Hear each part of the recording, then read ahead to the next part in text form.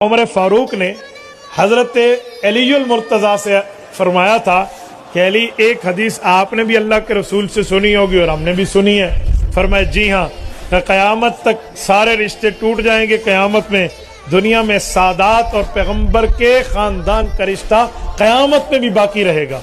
है हदीस? हजरत अली ने फरमाया जी बेशक है। जी ठीक है, आप कहना क्या चाहते हैं? कि मेरा एक रिश्ता तो रसूलुल्लाह के घर में रिश्ता देना है।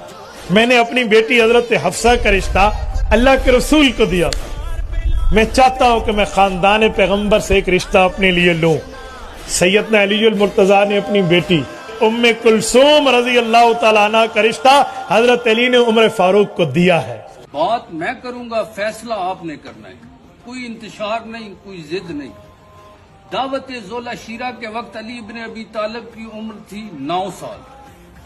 मौला अली इब्न अबी तालिब का अक्द हुआ है दावत ज़ुल अशीरा के 16 साल बाद जनाब सैयदा फातिमा ज़हरा सलामुल्लाह अलैहा से। तब मौला की उम्र थी 25 साल। अब दूसरी तरफ हो, दावत ज़ुल अशीरा के वक्त हजरत उमर की उम्र थी 33 साल। बाद अज दावत ज़ुल अशीरा 7 साल बाद हजरत उमर ने इस्लाम कबूल किया। तब हजरत उमर की उम्र थी 40 साल। 33 और 16 जमा करो, जब हजरत अली की शादी हुई तब हजरत उमर की उम्र थी 49 साल।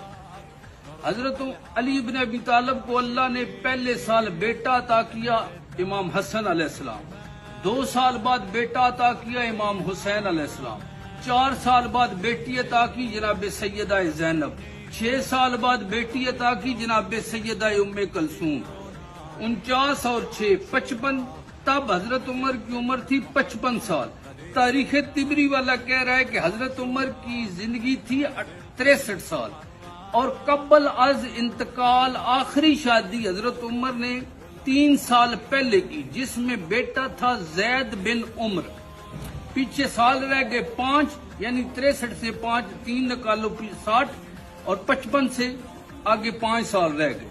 अब आप खुद अंदाजा करें, 55 से 60 साल, 5 साल में जनाब सैयदा उम्मे कुलसूम इस दुनिया में भी आई, जवान भी हुई और हजरत उमर से अक्स भी हुआ।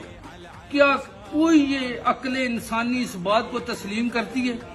अगर करती है तो फिर मुझे कमेंट में जवाब दे। और दूसरी बात, जब इमाम हसन अलैहिस्सलाम ने हजरत अब्दुल्ला बिन उमर को कहा था गुलाम ज़ादे, और हजरत अब्दुल्ला बिन उमर ने हजरत उमर रजी अल्लाह ताला अन्हु को जाके बताया कि हसन इब्न अली ने मुझे कहा है गुलाम ज़ादे। आज से 1400 साल पहले की ये बात है। आज से 1400 साल बाद फासक, फाजर, गुनहगार, बदकार, खाकी, बेहुदा और पूरा शोब माशरे में भी लोग दामादों की इज्जत करते हैं, गुलामजादा नहीं कहते।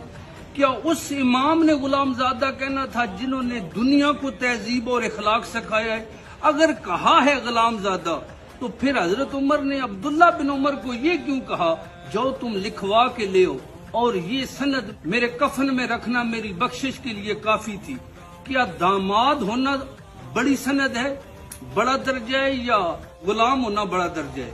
अगर दामाद थे तो गुलामी की सनद क्यों कर रहे थे? सोचिए।